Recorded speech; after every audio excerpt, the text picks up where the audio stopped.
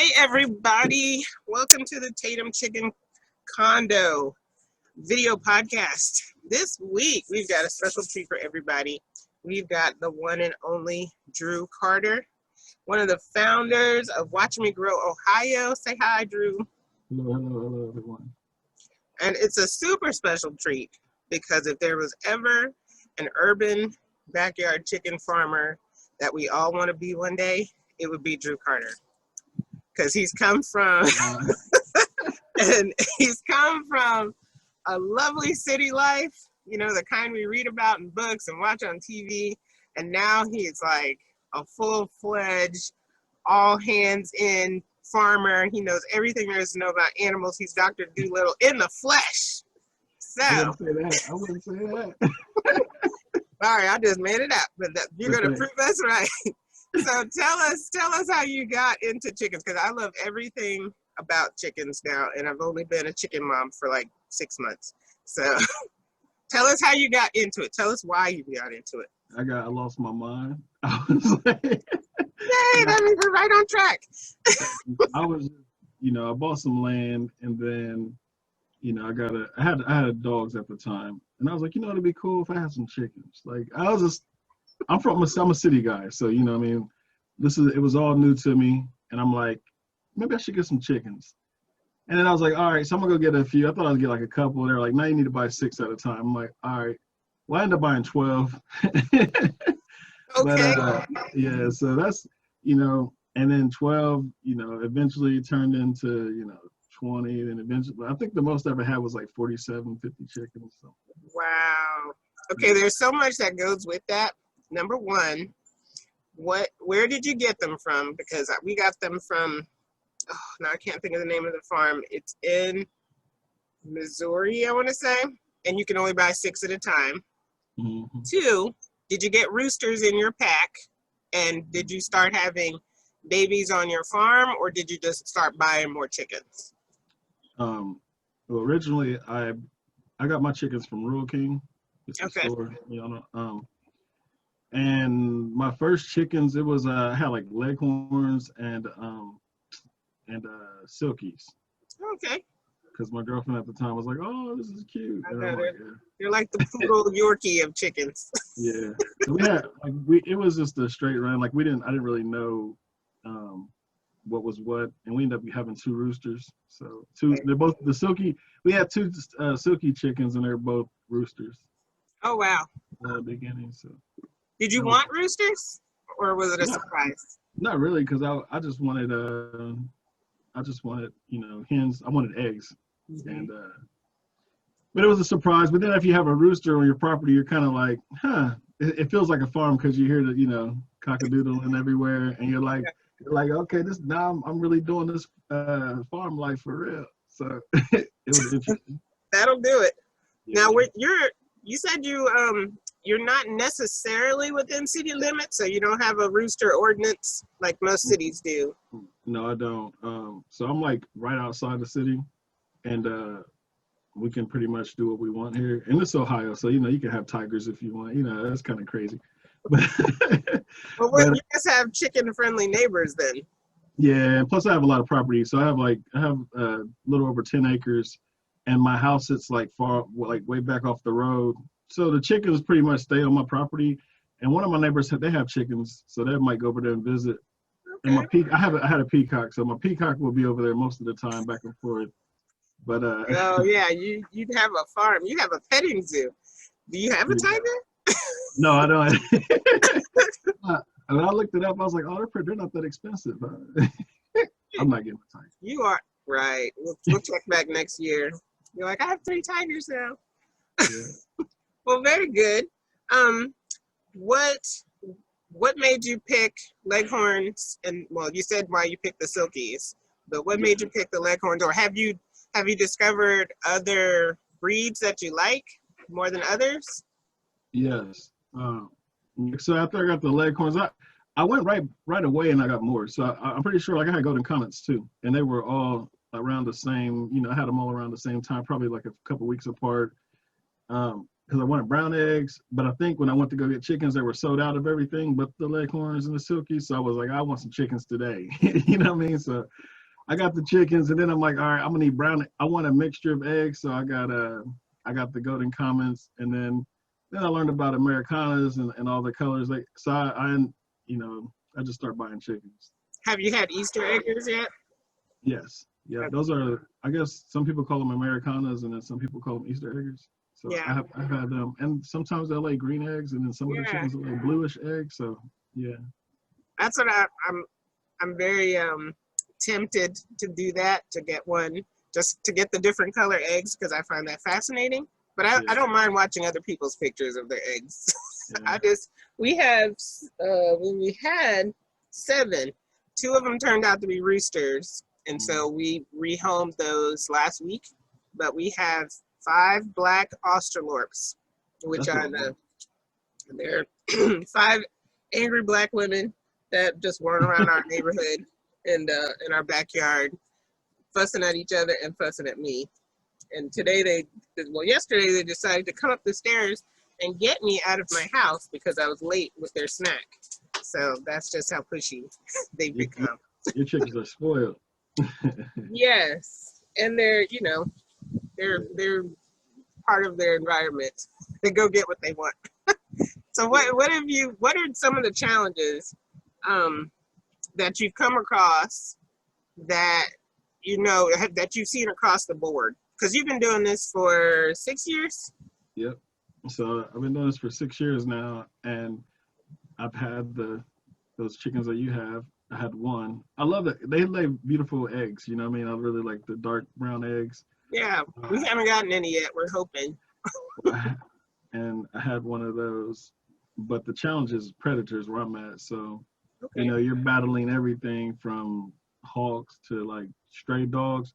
My dog, is a problem. You know, Really? So, yeah, that's been a problem trying to keep him separated from the chick, or trying to keep the chickens away from him, because it's like he's put up sometimes, and when I let them out, and they still, and I let my chickens free range a lot, so they're all over the place. So that's been a challenge, like keeping predators away, and like I'm dealing with hogs. I've had like possums and raccoons near the coops. Okay. Coyotes here, fox. Apparently there's a typhoon on the way. Sorry. Yeah. Oh, you're fine.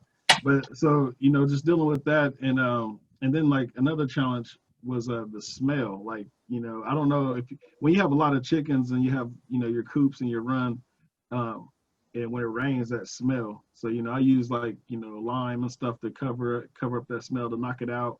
Mm-hmm. And eventually I just move my entire coop further away from my house out into the pasture, and now it's beautiful because I have ducks too, and ducks.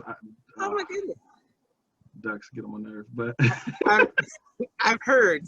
Why did you choose ducks as well? I mean, I guess if you have chickens, is that the natural order of things? You just go get ducks next? I have a pond, so I have like a 1/4 of an acre pond, and family members think it's cute to like buy ducks for their kids on Easter, and then they're like, "Hey, cuz, can I drop this duck off?" Gotcha. So a duck, 1 or 2 ducks, they turn into like, now I have 8. From neighbors and different people having ducks, like, hey, we can't keep these ducks. But the ducks won't stay at the pond. If they stay at the pond, it'd be great, But they want to be near the house, and there's like, then they're dirty up all the water. Oh. But they're pretty to look at, Well, very, very, I love it. What do you think? Have you had a chance to think of why you went from city life to farm animals? Like, what do they do for you? From the hood to the woods. That's my saying. I love it. I've been saying that forever. For me, I grew up in public housing, so if anybody, most people know, the projects, just that environment. And when over time, finished school, finally, started my career, my business, and everything. I started thinking like, man, I want to do something different, just a different environment. And, I was helping out. I was working at like doing equine therapy, and I was on a farm, and I'm like, man, this is like, it's liberating. This is beautiful out here. It's peaceful. You have a peace of mind. And then I started thinking to myself, like, maybe I should, I was like, nah, I'm not doing the country life. So I talked myself out of it. And then, I was just listening to the minister one day talking of like about wealth and like how Black people should get, more involved with agriculture again. And then I started thinking like, man, I don't want my kid to grow up in the concrete jungle. So like, let me get a little land. I started planting like seeds, like started gardens, like vegetable gardens and stuff like that, just to try to get that experience. Because I always thought like, if something went wrong and we couldn't have food, like, would I be able to grow my own food? Like, would I know what good soil Yeah. is and, just what to do? Because nobody ever taught me these things. So I get on YouTube University and Google College, just to research and talking to farmers at the feed store. And, like, I just wanted to get away from that environment and just have a peace of mind and some trees and some like green and not just look at concrete all day. That's excellent. That is maybe I keep finding that to be sort of like a running theme with people's lives, especially if they've grown up in the city. To sort of I hate saying get back to nature because that just means you're eating granola and running through the woods. At least that's what it sounds like to me. But getting back to nature, and I actually started on the same kind of journey. I can't grow anything from anything. If you want anything dead, I can help you with that because I can kill anything without looking. It's like my superpower. But my husband can grow anything, so I guess that's where opposites attract. So he was like, we need to learn how to grow food from seeds, and the same thing like you were saying, what he knows a lot. He grew up in the country, so he knows good soil and how things work. I don't. I found it fascinating. And I think that was also our natural progression to chickens. I don't know why you go from, I can grow tomatoes to I can have chickens. Yeah, I just wanted to see if I could keep something alive. I'm like, yeah. Can I, I have my dog, but I'm like, okay, that's my dog. Let me see if I can keep. So, one animal turns into two and two turns into three. The next thing I got 20 some animals out here. And you're like, okay, what? All right. Now I want to ask about your coop situation. Like, what did you start small and then build a mansion for them, or are you into tractors at all? Have you tried them before? Yeah, well, I started out like with a small like tractor coop where you can just kind of move it around different places. Yeah. That's what I started with, and then I was like, okay, it's time to get another coop. So I got like just a regular smaller coop, that you can buy at like Tractor Supply or Rural King or somewhere. Mm-hmm. And then I was like, okay, I have too many chickens. I need to get something bigger. So like I live near the Amish. They live Nice. they're probably like, 30 minutes away or whatever. And so I went there and I talked to my guy Jacob. He can build anything. And I'm like, listen, I had a picture, like, can you build this? How much would it cost, And he built it. So like he built the coop and we bought it back and so it's a nice size coop. And we have I have multiple coops out there now, and wow. they free range. Like I move them, they're inside the pasture, so they're inside the fence. And one of the things that's been helping lately that I realized is that I have a donkey. So like my donkey is out there with the ducks and the chickens, and I haven't lost any yet. So I'm like, okay, maybe this is they're in the pasture, so we have some of the pasture is is pasture, but then some of it's wooded. Mm-hmm. But still, like the donkey's back there. And I think a lot of the predators are afraid, especially like stray dogs and like the fox and coyote. But I haven't lost anything since I put him in there with them. So it's been working. And I'm going to ask the next question. Tell me all the animals you do have so we know when the tigers are added, what they're coming into. Well, I have a donkey, I have goats, sheep, and ducks and chickens. I have I had alpacas for a while, and cat and dog. Okay, that's it. The cat and the dog. They're the only ones in the house. Maybe. No, they're not in the house. All my animals are outside. Okay. They don't have jobs to do. Very nice. You are a pro, because I'm working on a goat. I want one of those pygmy goats so badly. Good luck. I had a pig. That's the first. Besides my dogs, that was my first animal. Was a pygmy goat named Oreo. Really? He terrorized the property. Like he was awful. You know what I mean? So now one of my friends from work, they have him because they have other pygmy goats, and I have Nigerian goats right now. Okay. Or no, I have a Nubian goats. I'm sorry. I'm trying to get Nigerian, but I have Nubian goats. The ones with the long ears with the. Okay.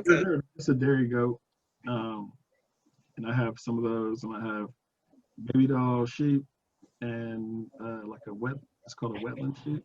Wetland sheep. Okay. Yeah, so I have those. So you've done a lot of research, a lot of reading. You are a professional.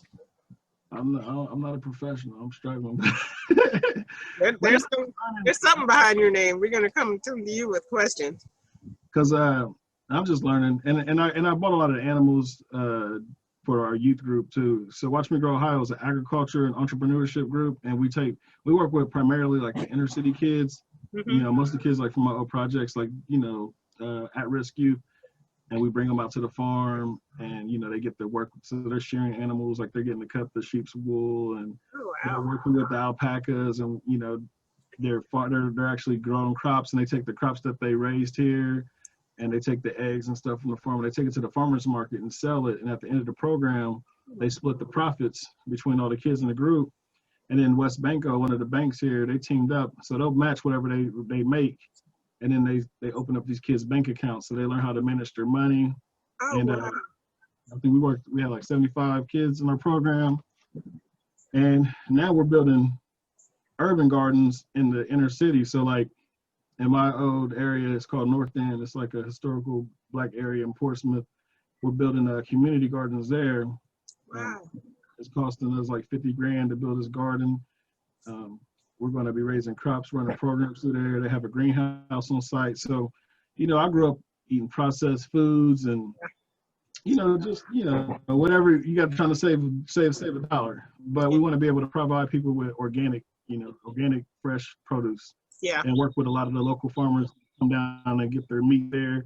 So we have like Crops with Cops program we're going to start, where the cops and the community members, some of the kids, they'll make like little gardens in some of the elders' homes, or take flowers to some of the elders in their neighborhoods that they're patrolling to build that relationship. And we do like the healthy lifestyles initiative, where we're passing out turkeys and providing. Our goal is to provide 1,000 families with the vegetables they need, like the starter plants, tomatoes, and all that type of stuff they can raise in pots on their porch or whatever. So that's the stuff we've been doing lately. Oh, that's awesome. I wanna be a part of that. I like the if you guys do a Watch Me Grow, there's got to be a Watch Me Grow Atlanta. Atlanta has 1.5 million programs, but yeah, that's awesome. We're trying to connect with people, so you can check us out at Watch Me Grow Ohio on Facebook and Instagram. And we're pretty new, like we're finally we got a 501c3, and if I said that, yeah, I said it right. I always mix up the C and the 3, But we're now like a nonprofit, and we're recognized. Before it was just 3 friends came together. My friend Leanne Johnson and Amanda Lewis. We were just like, hey, let's do this, and we started out here at the house, and now we're just expanding, and we're partnering with all different types of organizations. So I love it. Yeah. I love it. It's just it's one thing it's just like, I guess, what we're experiencing, because we didn't have the experience growing up. Did I have organic food?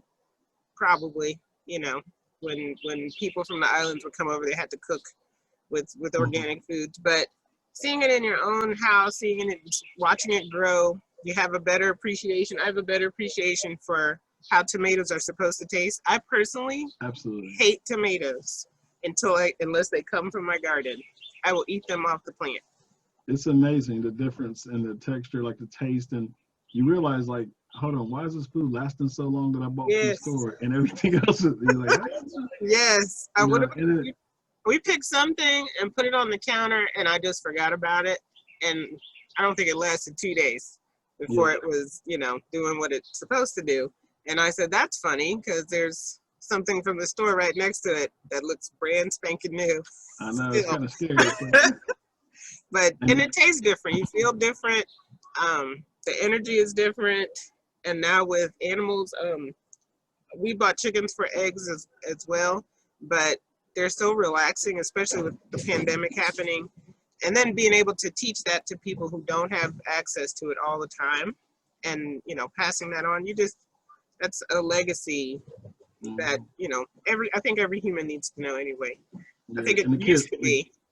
the kids love the chickens too. I mean, they love them, and they're out here chasing them, trying to catch them, and it's like, Great you know, it's fun. exercise. It's like wear yourself out, wear yourself out. That's where I get my cardio these days. Is chasing this. I have 4 of them go in the coop when I tell them to. One of them loves running circles, and I think she's just making me do laps on purpose. Yeah. So I just run around behind her. I thought it was pretty neat that you didn't like you keep them locked up for a while, but when you finally let them out the free range at night, they'll go right back to the coop. So Yes. I was like, oh, I like chickens. This is nice. I was like, I said the same thing. I'm like, man, you don't have to train them or anything. They just go to bed. My leghorns were a little flighty though. A lot of you flash the light up in the trees and you see these white birds all over the trees. Oh, my goodness. But yeah, that was pretty neat. And you just, if you watch your birds alone for a while, you start to notice personalities. You know what I mean? And people might think you're crazy when you say it, but you're like, nah, you could tell. You could tell when you can look by the eggs, you know, when your bird's not healthy, and, you know, just you start noticing things that I would have never learned if I wouldn't took that first step of getting some chickens. So try it out, get you some chickens. The only thing I haven't done was butcher any of my animals yet. Like I haven't made it that far. Okay. Well, they say that's part of the circle of life, if you're going to go that part of life. Yeah. But I totally understand it. I was like, I'm going to do this, but then, you know, predators usually get them before I get to that point. But I don't know, it's getting close. So I'm like, am I going to be able to do this? Well, I might reach out to you again when we do the actual predator video podcast. I know winter is coming, and it sounds like the predators will start getting a little more aggressive when it starts getting colder. So we're shoring up our coop. Although we have a lot of cats in the neighborhood, and they're like little vicious. They protect this territory. You think they were a gang? You can't even get in the neighborhood without coming through the cats. And they protect the chickens too. So, but I might reach out to you again. I thought that was neat too, because I realized that the cats don't mess with the chickens. Ours don't. Mine they'll just be chilling. But they'll fight the raccoon and possum. They fight everything. They'll fight everything. Yeah. And they keep, we have our neighbor's cat keeps the other cats from coming near the chicken coop. I've seen her out here, or him out here, fighting and hissing and, you know, running the back. You guys have any problems with snakes? We did before the cats moved in. Because we did not always have this many cats. What was it, a year and a half ago? We found a big rat snake under the deck, about it might have been 6 feet long. It was big. My husband made me help him kill it, which was also traumatic for me. You should have kept him. I mean, that's good for rodents, you know what I mean? Yeah, but he was like, it's way too close to the house. He said if it was a little further out, you know, he's like, she's either trying to lay eggs, and just right now there's a hawk flying overhead. Let me go get my chickens. I just look up and this thing is blocking out the sun. But this was excellent. I thoroughly enjoyed talking to you. And again, I'm going to reach out again. We're going to try to do this Facebook Live, hopefully sooner than later, and talk more about Watch Me Grow Ohio. I really appreciate this. All right. Well, it's nice meeting you. Take care. You too. Talk to you soon. Thanks. Yep. Bye.